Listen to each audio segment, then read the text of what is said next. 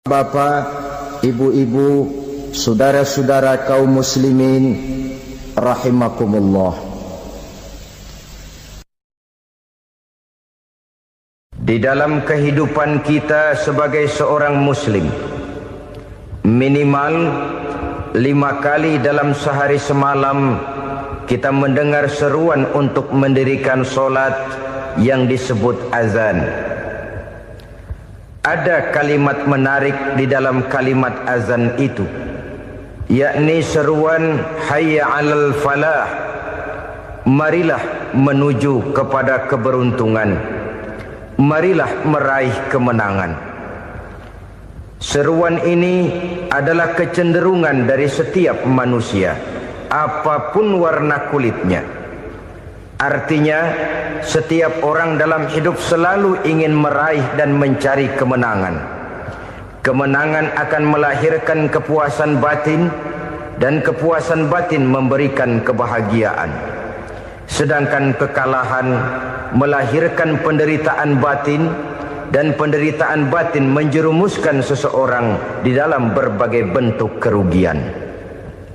Jikalau inilah seruan azan, maka masalahnya ialah apa yang menyebabkan kita meraih kemenangan.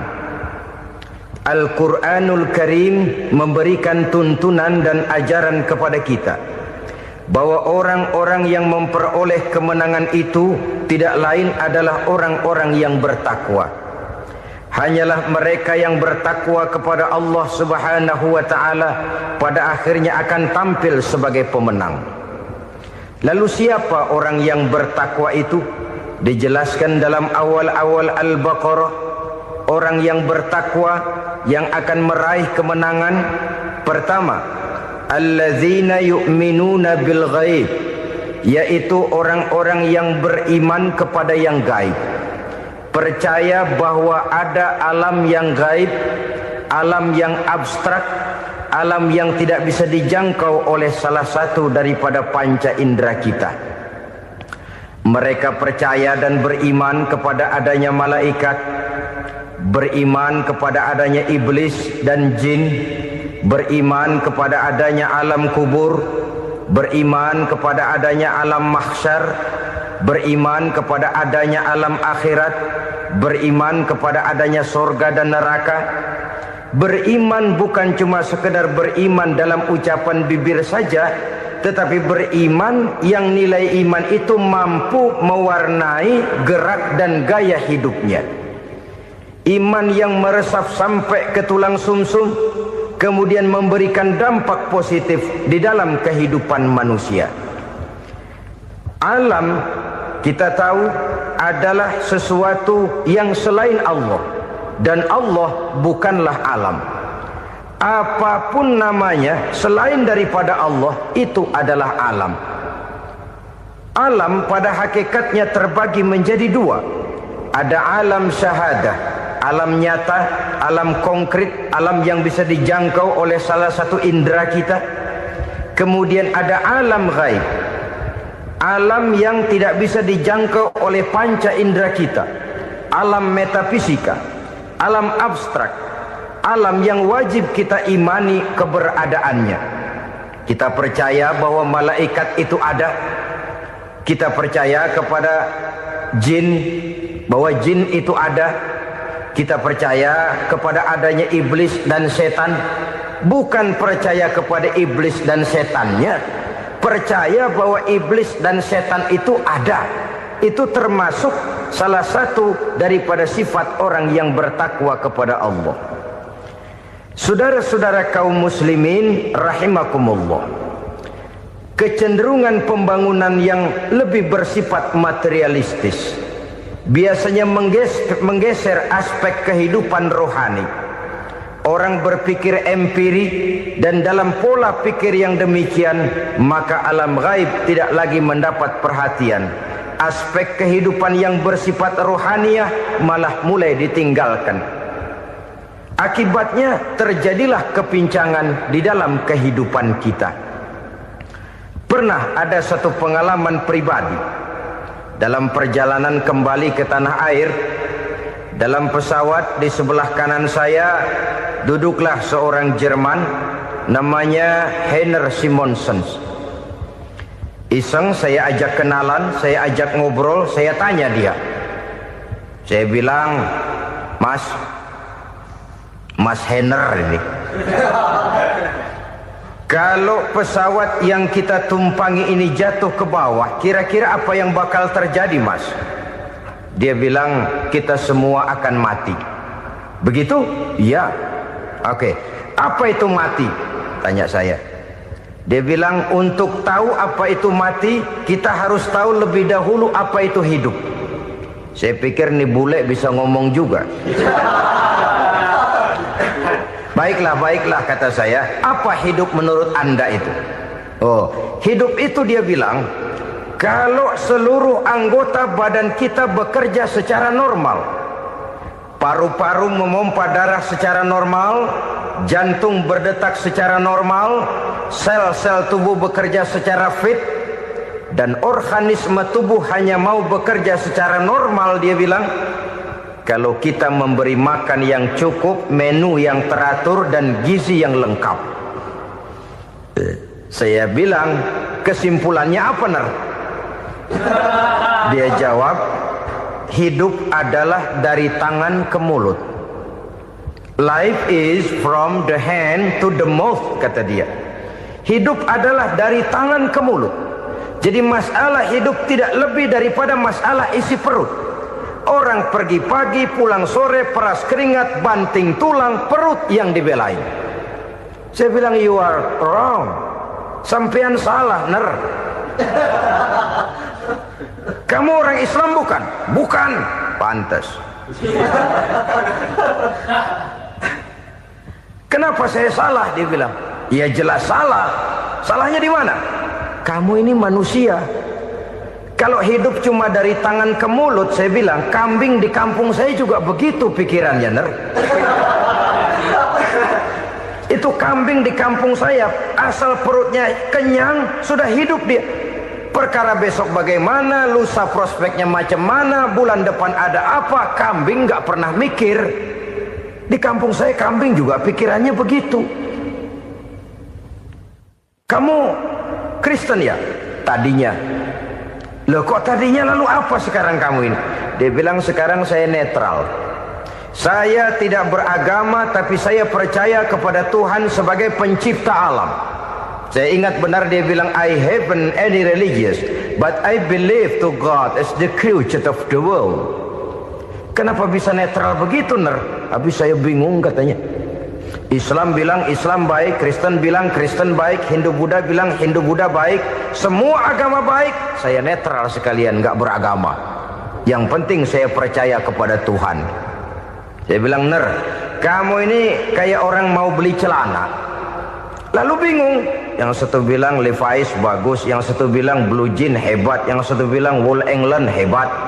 Celana ini hebat, celana itu bagus, celana ini hebat. Semua celana bagus, kamu bingung. Akhirnya netral, tidak pakai celana. Itu juga salah.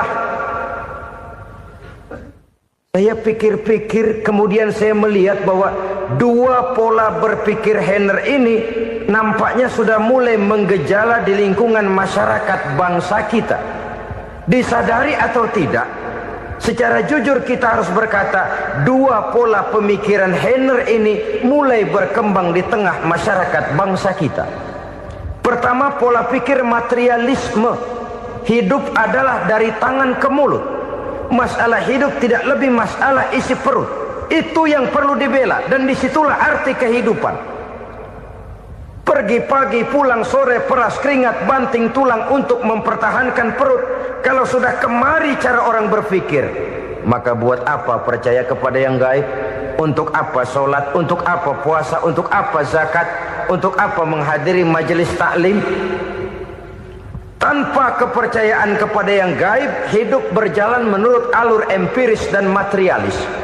Kalau sudah ke sana cara orang berpikir, biasanya orang lalu cenderung menghalalkan segala cara. Hanyalah orang yang percaya bahwa akhirat ada. Hanyalah orang yang percaya bahwa alam kubur itu ada. hanyalah orang yang percaya bahwa malaikat itu ada, hidupnya akan lebih terarah dan terkendali. Karena kepercayaan kepada yang gaib, yang merupakan fase daripada kehidupan setelah hidup yang sekarang ini, mewarnai gerak pribadi seseorang di dalam dia melakukan kegiatan hidupnya. Pola berpikir materialisme, disadari atau tidak, mulai menggejala di lingkungan masyarakat bangsa kita. Hidup tidak lebih dari urusan tangan ke mulut, mulut ke tangan, tangan ke mulut. Asal perut sudah kenyang, hiduplah sudah. Perkara bagaimana prospek hari yang akan datang, bagaimana akhirat, tidak jadi persoalan. Ini yang oleh Nabi diperingatkan, ad-dunya sijnul mu'min wa jannatul kafir. Dunia adalah penjara bagi orang beriman dan surga bagi orang kafir. Dulu di zaman Belanda hadis ini pernah disalah tafsirkan, disalah artikan, digunakan sebagai senjata untuk mengkebiri dan membuat impoten umat Islam. Sudahlah umat Islam gak usah macam-macam, kata Belanda. Dunia ini kan penjara buat orang Islam, surga buat orang kafir. Di penjara jangan bertingkah.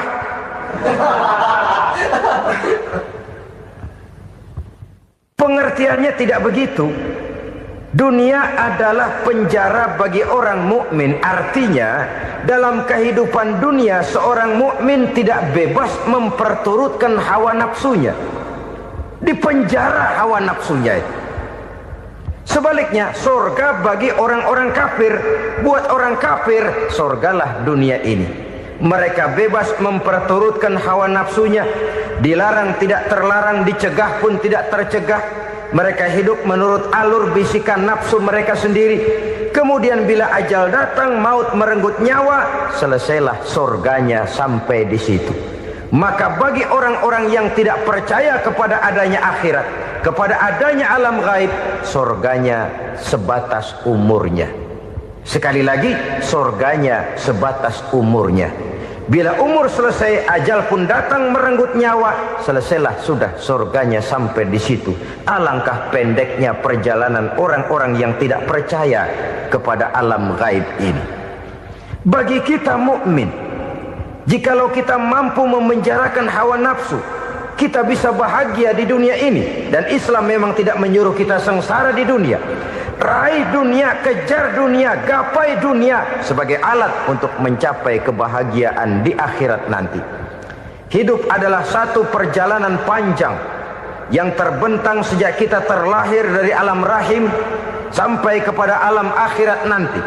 Andai kata kita gagal meraih kebahagiaan di dunia, toh kita masih punya akhirat. Tapi jangan jadi dalil yang melemahkan semangat. Biarin dah kita di dunia kebelangsak, yang penting akhirat. Akhirnya dunia benar-benar kebelangsak. Bagaimana dunia ini bisa kita raih, dan bagaimana meraih dunia untuk menunjang kepentingan akhirat nanti. Yang kedua, dari pikiran Heiner yang saya lihat menggejala di lingkungan masyarakat bangsa kita, timbulnya manusia-manusia netral. Seolah-olah Tuhan yes, agama no. Sama Tuhan percaya, agama ogah. Tuhan ngangguk, giliran agama godeng. Padahal hampir dalam setiap ayat dalam Quran, kata-kata amanu biasanya bergandeng dengan wa amilus sholihat. Iman dan amal soleh. Ini sebagai isyarat Tuhan dan agama jangan pernah dipisah-pisah.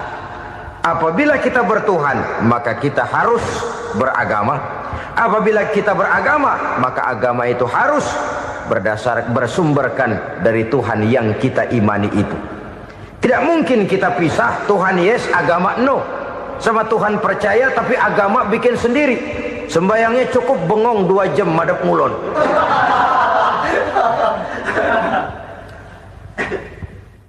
Saudara-saudara kaum muslimin rahimakumullah. Jadi dengan demikian, agama yang kita akui merupakan unsur mutlak di dalam pembangunan sekarang ini, merupakan bagian dari kehidupan yang menuntun kita bahwa di balik alam nyata ini, di balik alam syahadah ini ada alam gaib. Dan mudabbir, murabbi, yang mengatur, yang menguasai, yang memelihara, baik dia alam nyata, baik dia alam gaib, tidak lain adalah Allah Subhanahu wa ta'ala. Di sana ada satu super power, satu maha kekuatan yang kita perlu bersandar kepadanya. Sebagai makhluk nyata yang hidup di alam nyata, berbuatlah secara nyata sebagaimana harusnya kita berbuat. Karena Islam jelas bukan agamanya orang pemalas. Islam jelas bukan agamanya orang yang mengajarkan setelah selesai sholat boleh duduk, nggelenggem ayam-ayam, ndelohom, menghitung bintang di langit sambil menunggu keajaiban. Tidak. Islam adalah agama yang mengajarkan apabila sholat sudah selesai kamu kerjakan, bertebaranlah di permukaan bumi, cari karunia Tuhanmu. Jangan hidup berpangku tangan menunggu keajaiban. Karena hidup bukan undian. Jangan berharap untung besar tanpa mau peras keringat. Tapi di sebalik itu toh kita juga harus yakin bahwa di sisi usaha nyata yang kita lakukan ada satu super power, satu maha kekuatan gaib yang menentukan berhasil dan tidaknya usaha kita. Kepercayaan kepada hal semacam inilah yang mendorong kita untuk mempunyai sandaran vertikal, agar jikalau usaha ini berhasil, kita tidak lupa diri dan lupa daratan. Jikalau usaha ini gagal, kita tidak putus asa dan buruk sangka, tidak cupik pandangan dan sempit hati, tapi mampu melihat persoalan dengan kacamata putih sambil husnuzon kepada Allah Subhanahu wa ta'ala. Kita percaya malaikat itu ada. Ada yang namanya Raqib dan Atid, mengawasi gerak hidup kita sampai kepada gerak hati kita. Ini memberikan sugesti agar kita berhati-hati. Tidak sejengkal tanah pun kita bisa berlindung dari pengawasan Raqib dan Atid. Ada Munkar Nakir yang akan menyoal kita di alam kubur. Ada malaikat Malik, penjaga neraka. Ada malaikat Ridwan yang menjaga surga. Kita percaya kepada adanya jin, kita percaya kepada adanya setan, iblis. Percaya kepada adanya, bukan mempercayai si setan, si iblis lalu menjadikannya sebagai teman. Tidak. Percaya bahwa mereka itu ada dan merupakan makhluk Allah yang gaib yang diciptakan Allah Azza wa Jalla. Kepercayaan kepada alam gaib memberikan motivasi terhadap gerak lahir manusia, sehingga dengan motivasi kepercayaan kepada yang gaib, gerak lahir jadi lebih terarah, jadi lebih terpelihara. Pernah seseorang bertanya, "Pak, apakah adanya akhirat bisa dibuktikan secara ilmiah?" Saya bilang tidak bisa, tidak bisa. Kenapa? Karena yang berangkat nggak pernah pulang kembali lagi. Kalau dia pulang kemari bisa kita tanya bagaimana enak di sono. Cuma secara moral saya katakan, lebih beruntung orang yang percaya kepada akhirat daripada yang tidak. Sekarang saudara percaya akhirat ada, lalu saudara baik-baik di dunia, sholat, puasa, zakat, menolong orang lain, menebarkan kebajikan. Saudara mati, andai kata akhirat tidak ada, toh dalam hidup saudara sudah berbuat baik. Paling tidak nama saudara akan dikenang sebagai orang baik. Sebaliknya, saudara percaya, kata saya, bahwa akhirat tidak ada, lalu hidup semau-maunya, tenggelam dalam maksiat dan munkarat, menentang Allah, tidak mau ruku dan sujud. Lalu saudara mati, kemudian akhirat ada. Ayo, mau apa? Bekal tidak punya. Jadi secara moral lebih beruntung orang yang percaya kepada adanya akhirat daripada yang tidak percaya. Dan itu alam gaib yang tidak bisa dibuktikan secara eksat. Jangankan untuk membuktikan seperti itu, dalam kehidupan sehari-hari saja yang kita rasakan tidak selalu berbentuk toh. Angin, bagaimana sih bentuknya angin? Kita tidak tahu. Merah, buktinya kalau dikerok merah. Yang merah itu kulit, yang kulit kita bukan anginnya. Sakit, rasa sakit itu ada, tapi bagaimana bentuk sakit kita nggak pernah tahu. Kalau kita makan cabai pedas, bagaimana bentuk pedas itu tidak ada, tapi rasa ada. Bentuk pedas hijau, cabenya bukan pedasnya. Tidak semua yang kita rasakan bisa kita gambarkan dalam bentuk yang konkret. Oleh karena itu, sekali lagi bahwa kepercayaan kepada alam yang gaib mampu memberikan satu sugesti yang menata kehidupan seseorang lebih lurus, lebih terarah, dan lebih terkendali. Maka wajar kalau kepercayaan kepada yang gaib mengantarkan seseorang untuk meraih kemenangan. Kenapa? Dia percaya kepada yang gaib, bahwa akhirat ada, bahwa alam kubur ada, bahwa pertanggungan jawab itu ada. Maka dia lalu tidak hidup saenae udele dewe, itu loh. Tidak hidup menurut seleranya sendiri, terarah, teratur. Ini cirinya yang pertama. Orang bertakwa yang akan meraih kemenangan, mereka beriman, mereka percaya kepada yang gaib.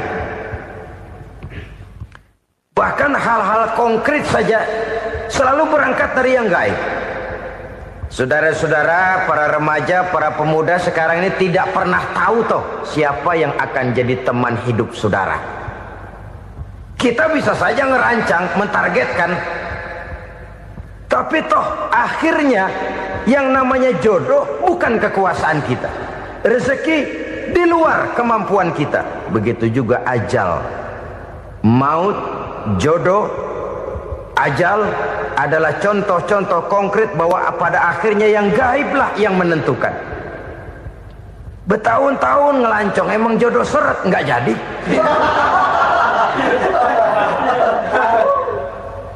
Begitu kenal baru setengah malam nginep ditangkap hansip kan. Hal-hal semacam itu kadang-kadang kita berpikir suuzon, gilet, perempuannya cakep banget, lakinya rebek amat. Memang begitulah jodohnya. Memang begitulah jodohnya. Saudara hadirin ma'asyiral muslimin yang saya hormati, jadi hal-hal yang konkret saja kita yakini sepenuhnya ditentukan oleh satu superpower yang gaib itu tadi. Dari sanalah segala ketentuan itu berangkat dan kesanalah segalanya akan kembali. Maka kepercayaan kepada yang gaib meluruskan gerak hidup seseorang dan itu akan mengantarkan dia kepada meraih kemenangan. Satu. Yang kedua, wa yuqimuna shalah. Orang bertakwa yang akan meraih kemenangan itu adalah orang-orang yang mendirikan sholat. Kenapa sholat mengantarkan orang untuk meraih kemenangan? Yang jelas, inna sholata tanha anil fahsya'i wal munkar. Sholat mampu mencegah manusia dari perbuatan keji dan munkar. Banyak filsafat hidup yang terkandung di dalam sholat ini. Sejak kita wudhu sampai kita menghadap ke arah kiblat, sampai kita melakukan gerak-gerak sholat, bacaan-bacaan yang ada di dalam sholat, lalu sampai kepada mengucapkan salam. Banyak filsafat hidup yang terkandung di dalam sholat. Umpamanya saja, setelah takbiratul ihram mulai kita dengan sholat dalam posisi berdiri, diajarkan dalam kitab-kitab fikih agar kita melihat ke arah tempat sujud. Ini kan filsafat kehidupan. Kalau kamu sholat dalam posisi berdiri, lihat tempat sujud. Jangan sholat mata jelalatan, sebab nanti bisa mengurangi kekhusyuan. Jadi wajar kalau yang dikatakan bahwa yang paling afdol adalah shaf yang di depan. Kenapa? Secara harfiah pengertiannya akan lebih mengundang kekhusyuan. Kenapa? Kalau kita di shaf paling depan di masjid umpamanya paling banter kita lihat tembok. Tapi kalau kita shaf di tengah atau di belakang, orang-orang di depan kita pun akan kelihatan. Yang bajunya loreng, yang bajunya genggang, yang bajunya macam-macam. Kita lihat, kadang-kadang kita pikirin, ada yang bajunya bolong. Kita sholat tapi dalam hati, nih orang bajunya robek yang nggak tahu apa. Ada saja hal-hal yang mengusik kekhusyuan kita. Oleh sebab itu diajarkan dalam posisi berdiri, lihat, arahkan pandangan matamu kepada tempat sujud. Ini kan filsafat kehidupan. Maksudnya apa? Kalau lagi diri lihat dong tempat sujud. Kalau udah di atas ingat dong sama yang bawah. Kalau sudah tinggi ingat dong dari mana kamu berangkat. Kalau sudah berkuasa bantu dong yang lemah. Kalau sudah kaya santuni dong yang miskin. Kalau sudah alim bimbing dong yang awam. Ini filsafat kehidupan. Dalam posisi berdiri kau lihat tempat sujud. Ini akan melahirkan kepekaan sosial di mana seseorang mau tahu kepada orang lainnya. Bagaimanapun kaya kita, tinggi pangkat dan jabatan kita, jikalau hidup hanya untuk kepentingan perut sendiri saja, rasanya belum membawa manfaat di dalam kehidupan kita. Tapi efek yang tertinggi sesungguhnya, solat mencegah manusia dari perbuatan keji dan munkar. Perbuatan keji dan munkar, walaupun kelihatannya mendatangkan uang, membawa keuntungan, tapi itu keuntungan semu, keuntungan sementara. Dengan menipu orang lain kita bisa dapat untung, tapi tidak membawa berkah. Dan itu adalah kerugian besar dalam kehidupan kita. Maka untuk meraih kemenangan harus dimulai dengan membentuk kepribadian yang tegar, memiliki sandaran vertikal yang langsung kepada Allah Subhanahu wa ta'ala. Dan itu hanya bisa kita tempuh melalui jalur ibadah formal yang sudah ditentukan Allah, yakni solat yang 5 waktu. Untuk memperkuat itu ada solat-solat sunnah, rawatib, nawafil sebagai terminal-terminal kontrol cadangan untuk memelihara stabilitas temperatur batin di dalam kita berhubungan dengan zat yang maha gaib, yaitu Allah Subhanahu wa ta'ala. Orang sering bertanya, Pak, itu tetangga saya nggak sholat, duitnya nggak habis-habis, Pak. Nggak sholat tapi mobilnya tambah terus. Nggak sholat tapi usahanya makin maju. Tapi di sisi lain ada orang yang rajin sholat, rezekinya butak bener. Anaknya mana kurus, mana korengan. Saudara hadirin ma'asyiral muslimin rahimakumullah, harus saya katakan bahwa solat memang bukan untuk cari duit. Solat adalah sandaran vertikal kita kepada Allah. Sedangkan soal rezeki itu berkaitan dengan sifat Allah maha pengasih dan maha penyayang. Allah maha pengasih, siapapun dikasih kalau mau usaha. Allah maha penyayang, tidak semua orang disayang oleh Allah Azza wa Jalla. Dan belum tentu banyak harta itu merupakan nikmat. Mungkin juga istidraj. Artinya istidraj itu dikasih tapi diambulin, kalau bahasa Betawinya itu. Dikasih tapi diambulin, itu bukan merupakan nikmat sesungguhnya, lebih merupakan azab dari Allah Subhanahu wa ta'ala.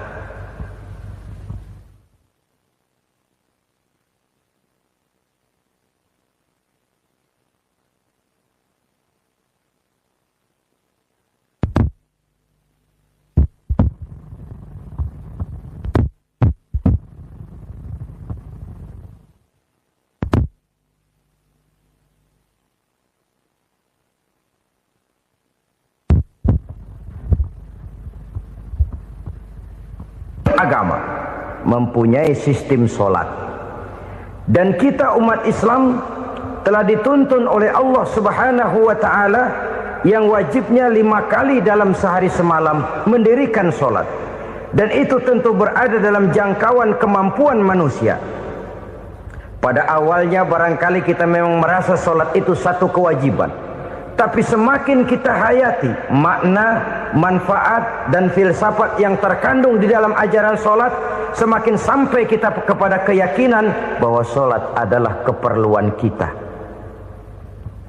Sehingga pada waktu tertentu dinilai puncaknya, kita tidak lagi akan berkata saya wajib solat, tapi kita akan berkata saya perlu solat. Kalau kita sudah merasakan itu adalah keperluan kita, nah di sanalah kita baru akan merasakan ruginya kalau hal itu tidak kita laksanakan. Sepanjang kita masih berkata saya wajib sholat, kita akan lebih merasakan dia sebagai beban ketimbang sebagai keperluan. Yang jelas Allah tidak memerlukan ibadah yang kita laksanakan ini. Dengan kata lain, andai kata satu dunia penuh ini orang tidak ada yang sholat satu pun, Allah tidak akan turun dari jabatan Tuhan. Jangan lalu berpikir kalau kita ngambek se-RW kagak sembahyang Tuhan tekor kali ini ya. Tentu tidak. Itu perlunya kita, bukan perlunya Allah. Dan pada induknya kita akan berkata, saya perlu agama.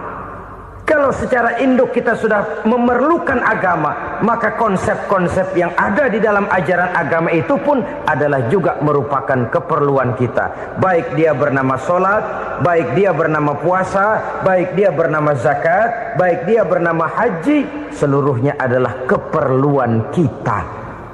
Dan sesuatu yang kita perlukan apabila tidak kita laksanakan akan melahirkan kerugian di dalam kehidupan. Jangan heran kalau kita membaca riwayat perjalanan hidup para salafus soleh, orang-orang soleh. Ada yang tahajud sampai 100 rakaat, ada yang sholat malam kakinya sampai bengkak. Kita sekalinya bengkak biri-biri. Ada yang sholat membaca surah dalam Al-Quran sampai khotam Quran. Kok mau? Mereka sudah merasakan itu keperluan. Itu saja soalnya. Satu saat pun jikalau kita merasa bahwa itu keperluan saya, kita pun akan melaksanakan seperti itu. Keperluan saya dalam kehidupan. Inilah yang kedua. Yang ketiga, orang bertakwa yang akan meraih kemenangan itu, wa mimma razaqnahum yunfikun. Mereka membelanjakan sebagian daripada rezeki yang diberikan Allah kepada mereka. Mereka infakkan di jalan Allah. Ada satu dialog menarik. Satu hari seorang anak muda bertemu dengan seorang kakek-kakek yang sudah dikenalnya baik. Bertanyalah anak muda ini, "Kek, umur kakek berapa tahun?" 15 tahun, kata si kakek. "Anak kakek berapa orang?" 1. "Harta kakek berapa banyak?" 15 juta. Si anak muda ini bengong. Lalu protes, "Kok kakek bohongin saya?" "Kenapa?" "Saya tahu umur kakek 70 tahun. Kenapa ngaku 15? Saya tahu anak kakek 5. Kenapa bilang 1? Saya tahu kakek miliuner, miliaran uang kakek. Kenapa ngaku cuma 15 juta? Begini, kata si kakek tadi. Benar, umur saya 70 tahun. Tapi dari umur yang 70 tahun itu baru 15 tahun terakhir ini saya merasakan ibadah kepada Allah. Meninggalkan maksiat, jauh dari segala macam munkarat. Maka yang 15 tahun inilah yang benar-benar saya rasakan sebagai umur saya. Benar anak saya 5, tapi yang 4 susah diatur. Cuman 1 rasanya nih yang bakal jadi si buah hati belahan jantung pelanjut cerita penerus sejarah. Cuma 1 ini yang saya harapkan, yang akan jadi anak soleh, yang akan membuat saya menerima pensiunan pahala. Kalau yang 4 apek dah, nggak ada harapan. Yang 1 nyekek botol melulu. Oh begitu, iya. Lalu kenapa kakek bilang harta kakek cuma 15 juta padahal saya tahu kakek uangnya miliaran, depositonya banyak?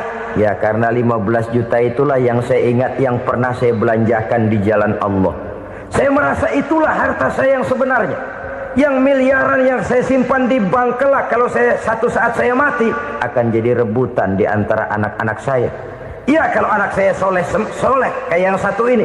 Kalau yang 4 tadi udah tulen dia bakal berantem dah berebut tuh. Jadi 15 juta yang saya belanjakan di jalan Allah inilah yang saya merasakan benar-benar harta saya yang sesungguhnya. Dialog ini patut menjadi bahan renungan kita bersama. Diberikan kita umur 40, 50, 60, 70, 80. Berapa tahun dari umur yang diberikan itu yang jalan mulus, yang kita gunakan untuk melaksanakan ibadah? Banyak harta kita simpan di bank, di lemari, di dompet, di tas.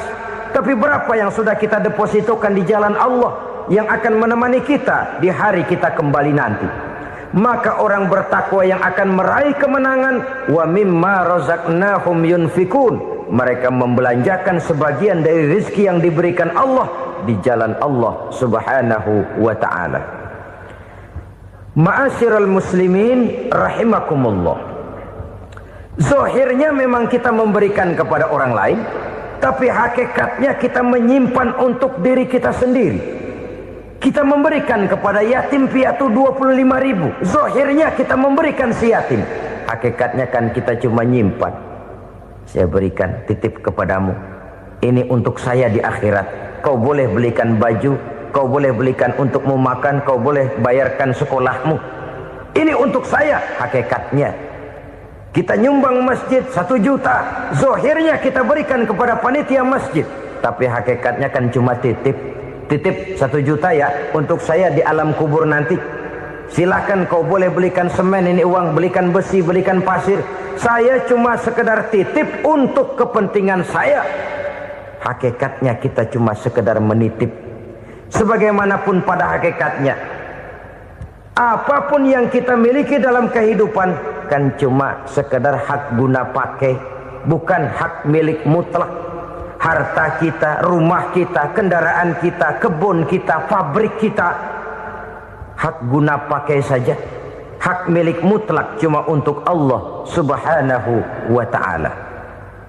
Saudara-saudara kaum muslimin rahimakumullah, ini yang ketiga. Kemudian yang keempat, orang-orang bertakwa yang akan meraih kemenangan, allazina yu'minuna bima unzila ilaika, mereka yang beriman, mereka yang percaya kepada apa yang telah diturunkan kepadamu Muhammad, ay Al-Quran, yakni Al-Quranul Karim. Setelah percaya kepada yang gaib, mendirikan solat, kemudian menginfakkan sebagian dari rezeki yang diberikan Allah, mereka juga lalu percaya kepada yang diturunkan terhadap Nabi, yaitu tidak lain Al-Quranul Karim. Sekali lagi di sini, percaya bukan hanya sekedar percaya saja, tetapi percaya lalu menjadikan Al-Quran itu sebagai pedoman hidup. Sebab memang Al-Quran itu adalah GBHM, garis-garis besar haluan muslim. Apa yang harus kita lakukan, apa yang harus tidak kita lakukan, bagaimana mestinya kita bertingkah laku dan berbuat, seluruhnya tercantum di dalam Al-Quranul Karim. Itu sebabnya ketika satu hari Aisyah ditanya bagaimana akhlak Rasul, beliau menjawab, kana Rasulullah sallallahu alaihi wasallam khuluquhul Quran. Akhlak daripada Rasulullah tidak lain adalah Al-Quran. Jawaban simpel ini memberikan gambaran bahwa keseluruhan daripada konsepsi Quran sudah diterjemahkan dalam kehidupan Rasulullah sallallahu alaihi wasallam. Karena kita tahu akhlak adalah keseluruhan dari gerak hidup manusia. Sejak ia berpribadi, berumah tangga, bertetangga, bermasyarakat, sampai kepada berbangsa dan bernegara, Al-Quran tetap memberikan sentuhan nilainya. Oleh karenanya, orang-orang yang bertakwa adalah orang-orang yang menjadikan Al-Quran sebagai pedoman dalam kehidupannya. Dan kita yakini Al-Quran diturunkan kepada Nabi Muhammad bukan merupakan produk Nabi Muhammad. Isi dan redaksinya langsung dari Allah subhanahu wa ta'ala. Kemudian cirinya yang kelima, orang bertakwa yang akan meraih kemenangan itu, wa ma unzila min qablika. Tidak hanya sekedar percaya kepada yang diturunkan terhadap Nabi Muhammad, yaitu Al-Quran, mereka juga percaya kepada apa yang pernah diturunkan kepada para nabi, kepada para rasul sebelum Nabi Muhammad. Percaya kepada adanya suhuf, percaya kepada adanya Taurat, percaya kepada adanya Injil, percaya bahwa Allah dahulunya sudah menurunkan Taurat kepada Musa, percaya bahwa Allah sudah menurunkan Injil kepada Isa, percaya Injil ada, Taurat ada, diturunkan Allah untuk Isa dan Musa, tetapi tidak wajib mengamalkannya karena kita sudah diberikan Al-Quranul Karim. Ini yang perlu saya garis bawahi. Kita percaya Allah telah menurunkan Injil dahulu kepada Isa. Kita percaya bahwa Allah telah menurunkan Taurat dahulunya kepada Nabi Musa. Kadang-kadang ini dijadikan dalih, dikacaukan pengertiannya. Quran saja mengajarkan bahwa orang yang bertakwa harus percaya kepada Injil, maka pakailah Injil. Apalagi kalau ayat sebelumnya ditilap, dihapus, dihilangkan, Injilnya yang ditekankan, maka akan terjadilah penekanan yang salah arah. Karena salah arah akhirnya bisa merusak dan menghancurkan akidah. Ketika Rasul suatu saat pernah ditanya orang, "Ya Rasul, bagaimana sikap kita sebagai muslim terhadap Injil yang ada sekarang?" Beliau menjawab, "La tukadzibuhu jami'an wa la tusaddiquhu jami'an." Jangan didustakan seluruhnya, jangan juga dibenarkan semuanya. Artinya, ini sudah merupakan gambaran dari Rasul bahwa dalam Injil yang ada sekarang masih ada ajaran-ajaran tauhid yang dibawa oleh Nabi Isa dan diajarkan kepada umatnya. Tapi juga dalam Injil yang sekarang ini sudah terkena intervensi dan investasi manusiawi. Karena itu Rasul menyimpulkan, la tukadzibuhu jami'an wa la tusaddiquhu jami'an. Jangan didustakan semua, jangan dibenarkan seluruhnya.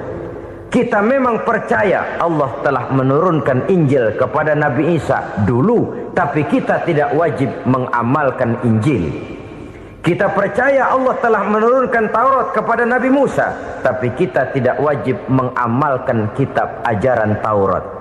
Yang wajib kita percayai dan kita amalkan hanyalah Al-Quranul Karim. Kenapa? Oleh karena baik yang ada di dalam Taurat, baik yang ada di dalam Injil, tentu tercakup di dalam Al-Quran sebagai kitab terakhir yang diturunkan oleh Allah Subhanahu wa Ta'ala. Dan itu wajar. Kalau seorang pejabat mau mengeluarkan satu keputusan baru, tentu dia harus meninjau keputusan-keputusan lama. Andai kata dianggap tidak berlaku, dianggap tidak relevan lagi, maka keputusan-keputusan lama itu tentu sudah dianggap tidak berlaku.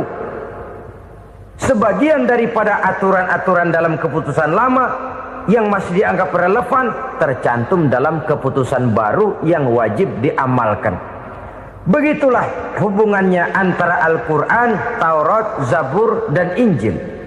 4 kitab samawi yang diturunkan Allah masing-masing kepada Zabur untuk Nabi Daud, Taurat untuk Nabi Musa, dan Injil untuk Nabi Isa alaihi wassalatu wassalam. Ketiga-tiga kitab itu kita percayai adanya. Kita yakini Allah telah menurunkan Zabur, Taurat, dan Injil. Tapi kita tidak wajib mengamalkannya. Yang wajib kita mengamalkannya sekarang ini tidak lain hanyalah Al-Quranul Karim saja. Karena ia mencakup apa yang ada di dalam Zabur, apa yang ada di dalam Taurat, dan apa yang ada di dalam Injil. Keotentikannya bisa dipertanggungjawabkan. Ya, tapi kan Nabi Muhammad sudah mati 14 abad yang lalu, dan di zaman beliau Al-Quran kan belum dikodifikasikan, belum ditulis. Bagaimana keotentikannya bisa dipertanggungjawabkan? Mudah saja. Allah berjanji, "Inna nahnu nazzalna dzikra wa inna lahu lahafizun." Kami yang menurunkan Al-Quran dan kami yang akan menjaga dan memeliharanya. Allah turunkan Quran, Allah menjaganya. Bagaimana cara Allah menjaga Al-Quran itu? Banyaknya orang-orang yang hafaz Al-Quran. Hafaz Al-Quran 30 juz, 114 surah, 6.666 ayat. Sehingga jangankan satu kata, Jangankan satu ayat, satu kalimat saja berubah, sudah akan timbul reaksi dan mudah dimengerti. Kenapa? Banyak orang-orang yang hafaz Al-Quran. Sedangkan pada setiap akhir tahun biasanya malaikat Jibril selalu mengadakan checking terhadap ayat-ayat yang diturunkan pada waktu itu. Di zaman Nabi sendiri sudah ada usaha kodifikasi. Dan yang lebih luar biasa lagi, sampai hari ini tidak seorang pun mampu membuat satu ayat saja semacam Al-Quran. Ke bahasa manapun dia diterjemahkan, naskah aslinya tetap ikut. Rujukan dasarnya tetap ada. Berdasarkan itu, maka tidak mungkin terjadi penyelewengan terhadap atau pemalsuan terhadap ayat-ayat Al-Quranul Karim. Kesuciannya, keotentikannya, kemurniannya bisa dipertanggungjawabkan. Ma'asyiral muslimin rahimakumullah. Oleh karenanya, konsepsi dasar daripada ajaran Islam ini memang tidak lain adalah Al-Quran dan Sunnah. Isi daripada agama Islam yang merupakan iman, Islam dan ihsan, konsepsi dasarnya tidak lain adalah Al-Quran dan Sunnah Rasulullah Sallallahu Alaihi Wasallam. Maka yang kita perlukan sekarang ini adalah terjemahan Al-Quran di dalam kehidupan kita. Dengan demikian, maka gaya kehidupan yang lebih Qurani itulah yang kita dambakan. Kita perlu memang terjemahan Quran dalam bahasa Inggris, dalam bahasa Belanda, dalam bahasa Jepang, tapi yang lebih kita perlukan adalah terjemahan Quran di dalam kehidupan kita. Konsekuen, tidak memanipulasi, ringan sama kita jinjing, berat sama kita pikul. Jangan kalau lempengan ayat Quran itu kira-kira enak diamalin, keras teriakan kita. Giliran kira-kira ayat Quran itu mukul kepala kita sendiri, diam kita. Itu ciri yang pernah disindir Allah dalam awal-awal Baqarah juga. Ciri beragamanya orang yang munafik. Kullama adha'a lahum masyawfih, kata Allah. Wa iza azlama alaihim qamu. Apabila terang mereka jalan, apabila gelap mereka berhenti. Artinya, kalau kira-kira di Islam nguntungin, rame-rame pada teriak Islam. Tapi ketika diminta untuk berjuang, ketika dituntut untuk berkorban, rame-rame mengundurkan diri. Nasib agama tidak ubahnya seperti daun pisang yang dikait orang di tepi jalan lantaran tak berpayung di ketika hari hujan. Manakala hujan usailah sudah, daun itu pun dicampakkan di tepi jalan, diinjak pula orang nan lalu. Artinya, orang menjadikan agama cuma sebagai lipstick, decoration only, tidak konsekuen. Hanya pada saat-saat kelihatannya Islam membawa keuntungan, rame-rame orang teriak-teriak tentang Islam. Tapi jikalau diminta berjuang, jikalau dituntut untuk berkorban, biasanya rame-rame juga mengundurkan diri. Jangan heran kalau mayoritas hitungan kita, tapi minoritas peranan kita. Kuantitas kita dalam jumlah, tapi dalam kualitas kita lebih sering jadi penonton daripada jadi pemain. Padahal itu sangat tidak boleh terjadi. Umat Islam di Indonesia harus bangkit. Umat Islam di Indonesia harus sadar akan keberadaannya. Tidak boleh hanya jadi penonton berpangku tangan. Karena memang agama kita juga mengajarkan untuk konsekuen di dalam menjabarkan ajaran-ajaran daripada agama kita. Kita sering menjadi jatuh menjadi umat yang lemah oleh karena kita ini tidak pandai menggalang kebersamaan yang diakibatkan tidak konsekuennya kita. Diistilahkan bahwa umat Islam di dalam menggalang kebersamaannya itu harus seperti orang main sepak bola. Saudara-saudara kan tahu orang main sepak bola itu. Orang main sepak bola, kalau pertandingan belum dimulai sih silakan saja kumpul di luar lapangan, atur strategi yang baik. Tapi kalau pertandingan sudah dimulai, turun ke lapangan hijau, jangan kumpul terus. Ada sepak bola gotong royong, mundur-mundur rame-rame, depan ke depan kumpul melulu mainnya. Kalah. Orang main sepak bola itu ya harus ada penyerang tengah, Harus ada penjaga gawang, harus ada strikernya, harus ada kiri luarnya, kanan dalamnya yang jadi backnya. Posisi boleh bermacam-macam, tapi yang penting saling ngoper untuk menggolkan gawang lawan. Begitulah umat Islam ini. Boleh ada yang jadi pejabat, boleh ada yang jadi pengusaha, boleh ada yang jadi petani, silakan ada yang jadi seniman, ada yang jadi penyair, ada yang jadi artis sekalipun.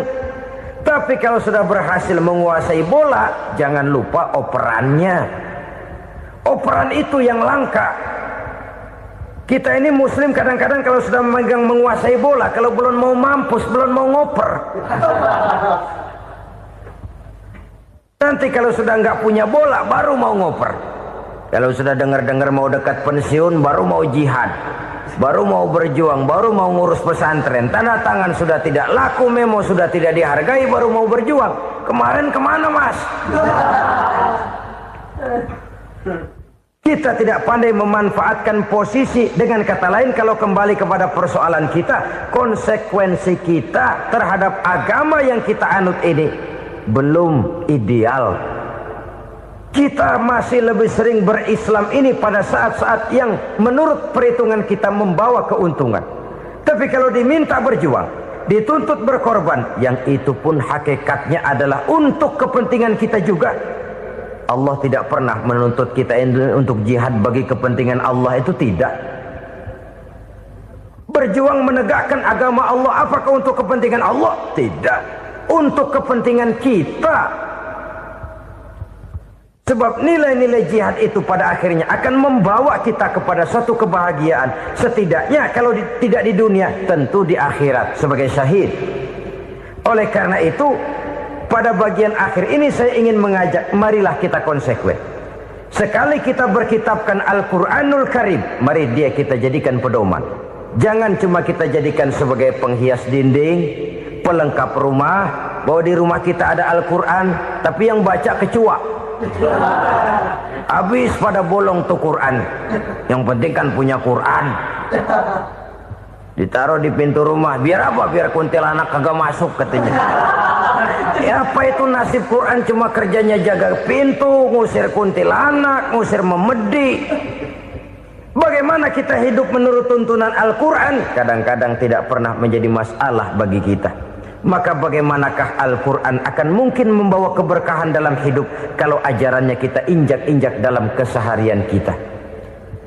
Mewujudkan gaya hidup yang lebih Qurani, itulah yang akan kita rintis di dalam kehidupan kita. Bertahap, step by step, menurut kemampuan yang ada pada kita. Jika jalan ini tidak bisa kita selesaikan, percayalah akan ada generasi penerus yang akan melanjutkan usaha dan cita-cita mulia itu.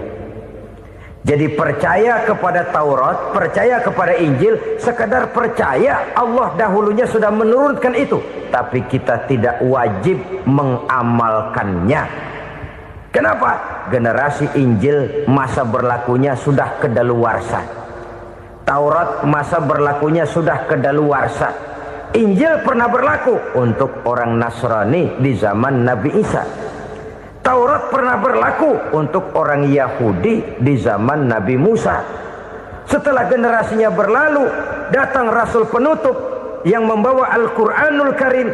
Maka Al-Quran itulah yang berlaku menjadi pedoman sampai hari akhir nanti. Jangan jauh dari Al-Quran, karena apabila ini kita lakukan, maka kita akan kembali kepada satu gaya hidup yang jauh dari tuntunan agama, dan itu artinya kita akan semakin jauh untuk meraih kemenangan. Saudara-saudara kaum muslimin rahimakumullah. Yang keenam, yang terakhir, orang-orang bertakwa yang akan meraih kemenangan itu wabil akhirati hum yuqinun. Mereka percaya, mereka yakin seyakin-yakinnya akan adanya hari akhir, di mana seseorang akan mempertanggungjawabkan seluruh perbuatannya di dalam hidup ini. Dan tidak ada satu perbuatan yang bagaimana kecilnya sekalipun yang tersembunyi dalam pandangan manusia yang tidak akan dibukakan persoalannya di mahkamah Qadi Rabbul Jalil di akhirat nanti. Itulah sebabnya maka percaya kepada akhirat disebut secara khusus. Padahal di awal tadi sudah dijelaskan yu'minuna bil ghaib, percaya kepada alam gaib, dan alam gaib ini termasuk akhirat. Kenapa pada bagian akhir disebut lagi akhirat?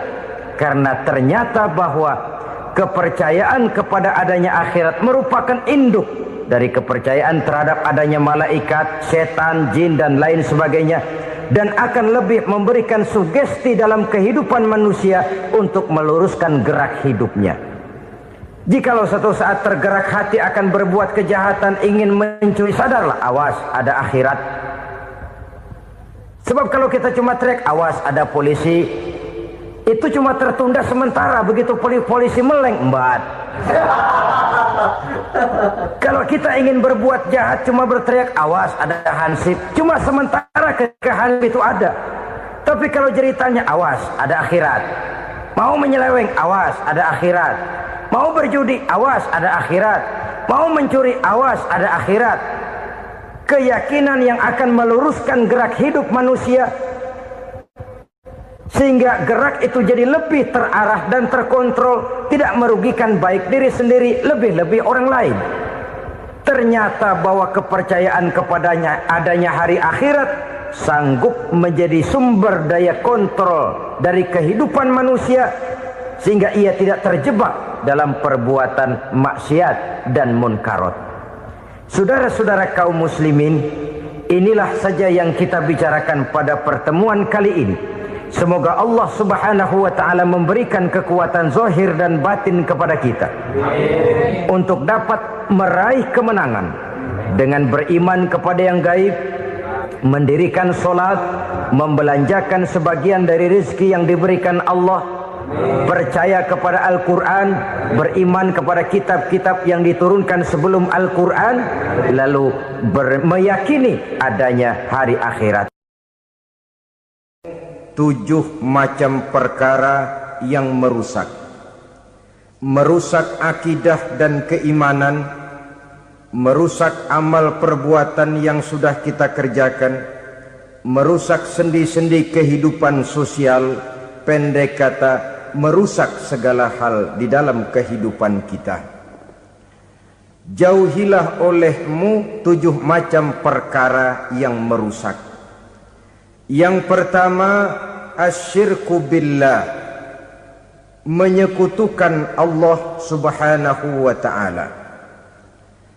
Agama dimulai dari keyakinan, maka kehancuran agama selalu dimulai dari kehancuran keyakinan, iman atau akidah yang dimiliki oleh seseorang. Dan untuk menghancurkan nilai-nilai iman yang kita miliki ini, orang rasanya tidak akan menghantam kita dengan peluru kendali. Orang tidak akan mengirimkan nuklir ke sini. Orang tidak juga akan mengirimkan satuan militernya ke sini. Untuk menghancurkan nilai-nilai iman, dibanjiri kita dengan paham-paham yang merusak dan mendangkalkan akidah. Baik ia bernama materialisme, baik ia bernama sekularisme, baik ia bernama banjirnya maksiat dan munkarat, baik ia bernama banjirnya peradaban dan kebudayaan yang menghancurkan moral daripada anak-anak kita, sedikit demi sedikit melenturkan dan melunturkan nilai-nilai keimanan kita, untuk kemudian pada waktunya nilai iman itu akan bertukar dan berganti menjadi nilai syirik kepada Allah subhanahu wa ta'ala. Atau pada sisi lain, menjadikan yang selain Allah sebagai tujuan akhir daripada kehidupan kita. Sedangkan kita sama-sama maklum bahwa di dalam pandangan agama Islam, dosa yang tidak berampun, dosa yang terbesar, termasuk dalam kategori bapak moyangnya dosa, tidak lain adalah syirik, yakni menyekutukan Allah subhanahu wa ta'ala. Pola penghancuran iman ini memang berstrategi. Ditawarkan kita kepada paham materialisme, paham kebendaan, di mana otak menempati urutan sebagai ranking pertama, Tuhan jatuh pada urutan kedua. Lalu menyusul kepada paham sekularisme, Allah dipisahkan dari seluruh kegiatan hidup ini, untuk pada gilirannya menjadikan yang selain Allah sebagai tujuan akhir daripada seluruh kegiatan hidup kita. Oleh karenanya, kewajiban menjaga nilai-nilai iman ini merupakan kewajiban yang mulia tetapi berat, tidak hanya untuk kita, tetapi juga bagaimana mewariskannya kepada anak-anak kita, generasi yang akan datang. Orang-orang tua bijaksana yang diceritakan di dalam Al-Quran, kalau sudah berpikir tentang anak-anaknya, pertanyaan yang paling mereka risaukan ialah, ma ta'buduna min ba'di. Anakku, kalau pada satu saat aku, ayahmu sudah tidak ada lagi di dunia ini, meninggalkan kamu semua, ma ta'buduna min ba'di, apa yang akan kamu sembah nak? Jikalau sekarang ayahmu masih mau ke masjid, masih mau melakukan rukuk dan sujud, masih beribadah menyembah Allah Subhanahu wa ta'ala, kalau orang tuamu sudah tidak ada, ma ta'buduna min ba'di, masihkah engkau mau datang ke masjid? Masihkah engkau mau rukuk dan sujud? Masihkah engkau mau menyembah Allah Subhanahu wa ta'ala? Pertanyaan ini yang dipikirkan oleh Nabi Yakub kepada putra-putranya. Pertanyaan ini yang diteruskan oleh Nabi Ibrahim kepada anak-anaknya. Pertanyaan ini yang diwariskan oleh generasi ulama salafus saleh kepada para generasi berikutnya. Bagaimana kita generasi sekarang? Kita orang-orang tua sekarang bukan berfikir ma ta'buduna min ba'di, malah yang kita fikirkan ma ta'kuluna min ba'di. Kalau bapak tidak ada nanti kamu makan apa nak? Perkara kamu nyembah apa, urusan nomor 18. Yang penting kamu nanti hidup bisa makan nak. Maka kita sibuk mewariskan harta kepada anak-anak kita. Kita sibuk mewariskan kebun dan tanah kepada anak-anak kita. Kita sibuk mewariskan pabrik kepada anak-anak kita, sementara kita lupa mewariskan intan yang paling mahal, mewariskan mutiara yang paling berharga, yaitu nilai iman kepada Allah Subhanahu wa ta'ala. Alangkah baiknya apabila warisan harta, warisan tanah dan kebun, warisan rumah dan pabrik didasari lebih dahulu dengan mewariskan nilai iman kepada Allah Subhanahu wa ta'ala. Sebagai orang-orang tua, kita boleh bersedih kalau anak kita tidak mengerti komputer. Kita boleh bersedih kalau anak kita tidak mengerti matematika. Kita boleh bersedih kalau anak kita tidak mengerti bahasa Inggris. Tapi sewajarnya lebih bersedihlah kita orang tua jikalau mempunyai anak yang tidak kenal Allah sebagai Tuhannya, yang kemudian tidak mau rukuk dan sujud kepada Allah Tuhannya. Itulah kemalangan yang paling malang bila kita meninggalkan generasi yang tidak bertauhid kepada Allah Subhanahu wa ta'ala. Betapapun anak kita tidak ngerti komputer, saudara, paling-paling kerugiannya cuma kerugian dunia. Masuk dia ke alam barzakh, munkar nakir tidak akan sempat tanya kau belajar komputer apa tidak. Kumpul dia di padang mahsyar, malaikat juga tidak akan tanya matematikamu nilainya berapa. Yang ditanya kau kenal Allah, kau rukuk dan sujud kepadanya, kau pernah datang ke masjid. Oleh karena itu sekali lagi, menjaga nilai iman tidak hanya untuk kita, tetapi juga mewariskannya kepada anak-anak kita, generasi yang akan datang. Sungguh kemalangan yang paling besar apabila kita meninggalkan anak-anak kita. Mereka kita tinggalkan lemah ekonominya, itu tidak baik. Mereka kita tinggalkan lemah otaknya, itu pun akan membuat mereka tertinggal oleh yang lain. Tapi yang paling celaka, jikalau kita tinggalkan mereka dalam kondisi lemah imannya, rapuh akidahnya, tidak baik dan tidak betul keyakinan hidupnya. Oleh karena itu Nabi berpesan, jauhilah 7 perkara yang merusak. Yang pertama, syirik kepada Allah Subhanahu wa ta'ala, menyekutukan Allah baik dalam ucapan, dalam keyakinan ataupun dalam perbuatan. Ini perkara pertama yang termasuk 7 perusak besar di dalam kehidupan. Kalau sudah jatuh kita ke lembah syirik, bagaimanapun banyak kebaikan yang kita kerjakan, berjiwa sosial, bertangan pemurah, gemar menolong orang lain, kalau memang dasarnya syirik, maka seluruh kebaikan kita akan hancur, tidak akan ada nilainya dalam pandangan Allah Subhanahu wa ta'ala.